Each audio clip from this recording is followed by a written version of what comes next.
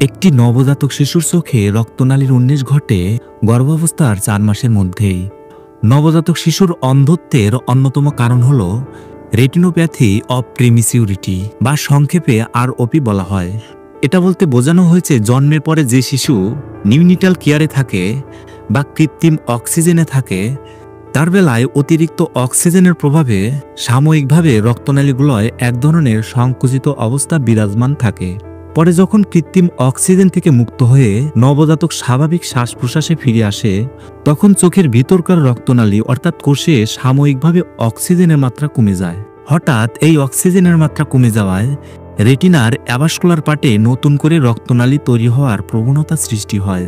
নতুন করে সৃষ্টি হওয়া এসব রক্তনালী অপুষ্ট ও ভঙ্গুর এবং এরা রেটিনায় সীমাবদ্ধ না থেকে চোখের ভিতরে তরল অংশে প্রবেশ করে। অস্বাভাবিক রক্তনালী সমৃদ্ধ রেটিনার এই অবস্থাকে বলা হয় রেটিনোপ্যাথি অব প্রিমিসিউরিটি।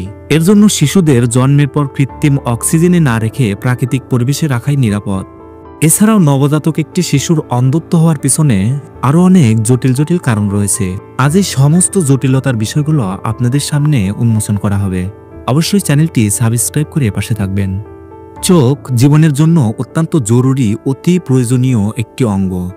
এই অমূল্যবান অঙ্গটি জীবনের সূচনা লগ্নে বিনষ্ট হয়ে গেলে শিশুর বেঁচে থাকার পুরো জীবনটাই যেন বৃথা। তাই প্রতিটি বাবা মা অথবা অভিভাবকদের কর্তব্য সচেতন হয়ে তাদের প্রিয় শিশুটিকে অন্ধত্বের হাত থেকে রক্ষা করা। বাংলাদেশে প্রতি বছর প্রায় 1,60,000 লোক অন্ধমরণ করছে, যার মধ্যে 48,000 শিশুই কিশোর। আর অন্ধকার জীবনে এসব দৃষ্টি প্রতিবন্ধী শিশু বিচ্ছিন্ন হয়ে পড়ে পারিবারিক ও সামাজিক কাঠামোগুলো থেকে। বিশ্ব স্বাস্থ্য সংস্থার মতে কোনো ব্যক্তি যদি 3 মিটার দূরত্বে অবস্থিত অন্য ব্যক্তির আঙ্গুল গণনা করতে অসমর্থ হয় তবে সে অন্ধত্বে ভুগছে এবং আলোর অনুভূতি একেবারেই না থাকাকে ধরা হয় পুরোপুরি অন্ধত্ব। অনেক ক্ষেত্রে রেটিনার প্রান্তিক অংশে জন্মের সময় রক্তনালীর বিকাশ কিছুটা অসম্পূর্ণ থাকে। বিশেষ করে যে শিশু সময়ের আগেই ভূমিষ্ঠ হয় অর্থাৎ প্রিমিসিউর, তাদের বেলায় এরকম হয়ে থাকে। রক্তনালী বিবর্জিত রেটিনার একদম প্রান্তিক অংশটিকে বলা হয় রেটিনাল পেরিফেরাল অ্যাভাস্কুলার পার্ট। জন্মের সময় কোনো কারণে রেটিনার এই অ্যাভাস্কুলার পার্ট বিদ্যমান থাকাটা স্বাভাবিক কোনো ঘটনা নয়। জন্মের পরে মাসখানেকের মধ্যেই এই অ্যাভাস্কুলার পার্ট স্বাভাবিক রক্তনালীতে পুষ্ট হয়, তবে কখনো কখনো এর বিকল্পও ঘটতে দেখা যায়। বিশেষ কিছু কারণে একটি শিশু বাচ্চা অন্ধ হয়ে যাওয়ার সম্ভাবনা থাকে, যেমন 32 সপ্তাহের আগে ভূমিষ্ঠ হওয়া শিশু অধিকতর ঝুঁকিপূর্ণ। লো বার্থ ওয়েট বা স্বাভাবিকের চেয়ে কম ওজনের শিশু, অর্থাৎ জন্মের সময় যাদের ওজন 1600 গ্রামের নিচে থাকে।